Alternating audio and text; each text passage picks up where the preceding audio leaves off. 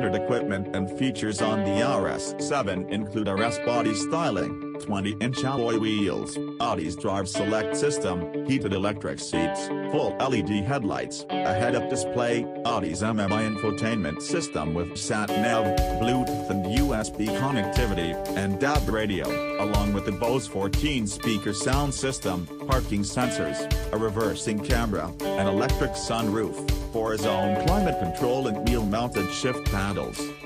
The RS7 performance models get a sports exhaust system, bigger 21-inch alloy wheels, a fetching leather and Alcantara interior and titanium exterior trim.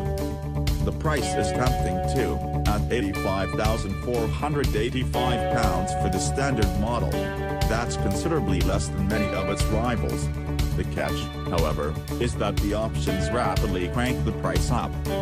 We tested a car fitted with upgrades including a sports exhaust, the Dynamic Package Plus, which ditches the air suspension and replaces it with conventional dampers and steel springs, interconnected by a hydraulic system to reduce pitch and roll, raises the speed limiter to 189 miles per hour, adds carbon fiber ceramic brakes and dynamic steering, and a carbon fiber styling package, all of which resulted in a total price of over £115,000.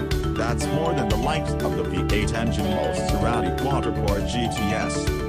Over 60 S and RS models have been launched since the designation's inception in the early 90s, and the range-topping RS line now stands at 9 models strong thanks to this and the RS Q3. So, does the Audi RS7 Sportback deserve to wear the RS badge? Well, it's typical Audi A7 inside, and anyone who's driven a recent Audi product will feel right at home. The fact it's like an A7, however, poses a few minor issues. Front occupants will be greeted by a large amount of cabin space, with plenty of leg and headroom.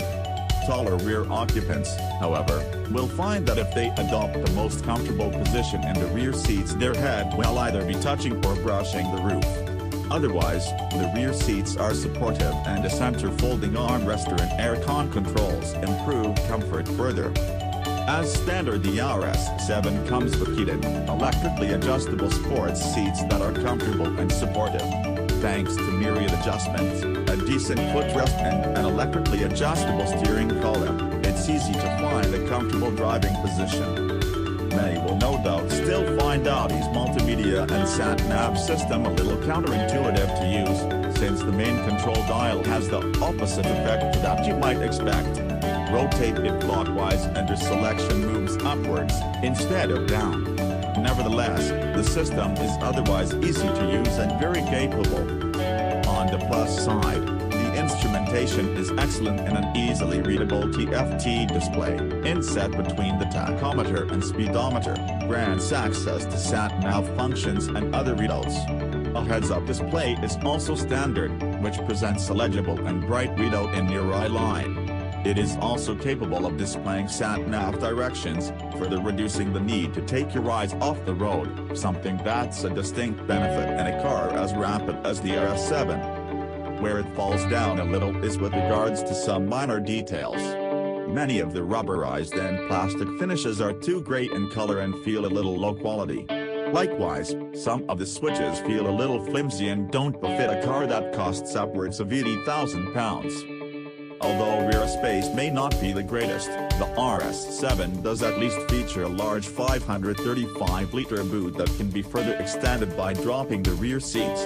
It's pleasing to see details like neatly finished plastic covers that obscure the boot's hinges and electronic lifting mechanisms, which improves the premium feel of the Audi. No spare wheel is fitted as standard, though, which may further irk some buyers.